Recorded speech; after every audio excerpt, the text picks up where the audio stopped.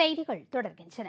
இரண்டாம் உலகப் போரின் போது கடலில் மூழ்கிய இங்கிலாந்து கப்பல் ஒன்றை நீர்மூழ்கி வீரர்கள் ஆராய்ச்சி செய்தபோது அதில் பல லட்சம் ரூபாய் மதிப்பிலான வெள்ளிக்கட்டிகள் இருந்தது கண்டுபிடிக்கப்பட்டது. வட அட்லாண்டிக் கடல் பகுதியில் 4700 அடி ஆழத்தில் இரண்டாம் உலகப் போரின் போது இங்கிலாந்து சரக்கு கப்பல் ஒன்று கடலில் மூழ்கியது. அந்த கப்பலை நீர்மூழ்கி வீரர்கள் தற்போது கண்டுபிடித்துள்ளனர். அதைத் தொடர்ந்து அந்த கப்பலை முழுவதும் ஆராய்ச்சி செய்ததில் 70 லட்சம் அவுன்ஸ் வெள்ளி ஏற்றி செல்லப்பட்டிருப்பது தெரியவந்துள்ளது. SS கைர்சோப்பா என்னும் இந்த இங்கிலாந்து கப்பல் அப்போதே காப்பீடு செய்யப்பட்டிருந்தது குறிப்பிடத்தக்கது. இருப்பினும் தற்போது கண்டுபிடிக்கப்பட்டுள்ள அந்த சரக்கு கப்பலில் இருக்கும் வெள்ளியை மீட்க நடவடிக்கைகள் மேற்கொள்ளப்பட்டு வருகிறது.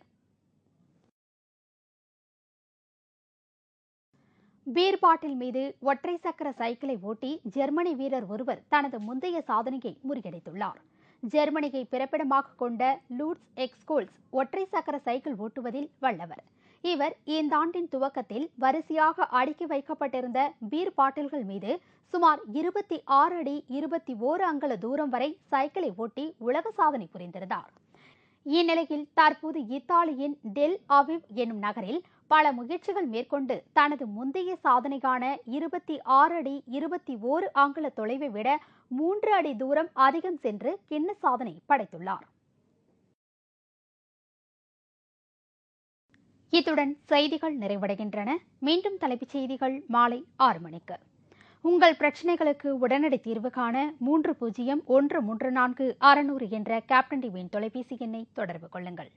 வணக்கம்.